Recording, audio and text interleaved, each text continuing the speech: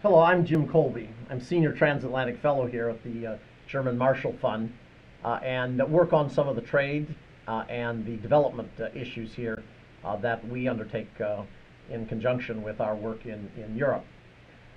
Today we're talking on this video and podcast with Jim Quigley, who I'll introduce in just a moment. But to set the scene, it was 1995 that in Madrid that the American and European business leaders and leaders of the countries decided that they wanted to launch a new transatlantic agenda. It envisioned the concept of creating a new transatlantic marketplace. There have been a lot of efforts since that time to realize this ambition, and not a lot has happened to get us along the way. In fact, the technical standards and testing efforts produce very scant results. In 1998, the European Commission suggested an ambitious negotiating package involving mutual recognition of standards and certifications, a reduction of industrial tariffs, and ultimately the creation of a Europe-US marketplace and a bilateral free trade agreement in services. Again, we haven't really, the United States wasn't that interested in pursuing that, and some of the European countries like France also did not step forward on that. But then in 2007, then President George Bush and German Chancellor Angela Merkel agreed to create a transatlantic economic council called the TEC as a permanent high-level group tasked with rationalizing, reforming, and where appropriate, reducing regulations, achieving more effective systemic and transparent regulatory cooperation. One of the groups that's been very much involved in helping to bring this about and to work to see that this can be implemented is the Transatlantic Business Dialogue. Today we're privileged to have with us Jim Quigley. Jim, in addition to being co-chair of the Transatlantic Business Dialogue, or TABD as we'll probably refer to it here in our broadcast, has another very important job, and that is the CEO of Deloitte Touche Tohmatsu. He is also a trustee of the U.S. Council for International Business, a member of the governing board of this organization, the German Marshall Fund, as well as serving on numerous other boards of businesses and of community organizations. Thank you very much, Jim, for joining us today on this broadcast. And let me just start by asking you to tell our listeners and viewers a little bit about the Transatlantic Business Dialogue, what its mission, what its goal is, and how, as a co-chair, your role in that position. Oh, very good, Jim. Well, thank you. I'm delighted to be with you, and I appreciate the chance to just share a few perspectives.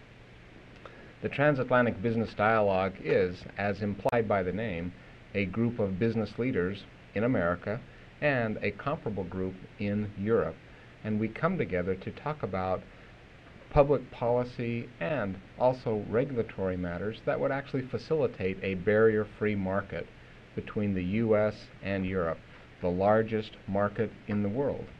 And as we work to try to make that barrier-free so that we have free flow of goods and free flow of capital and free flow of labor and free flow of intellectual property, we believe we're going to enjoy growth in that critical economy and, very importantly, job creation.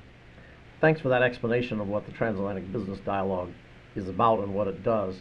But I noted that and said that you are co-chair. So you co-chair this with an individual from the European side. Is that correct? Indeed. In fact, my co-chair is Jürgen Thumann from Germany, and he's one of the business leaders in Germany and he's the president of Business Europe and was the leader of BDI in Germany and tightly connected to the European business community.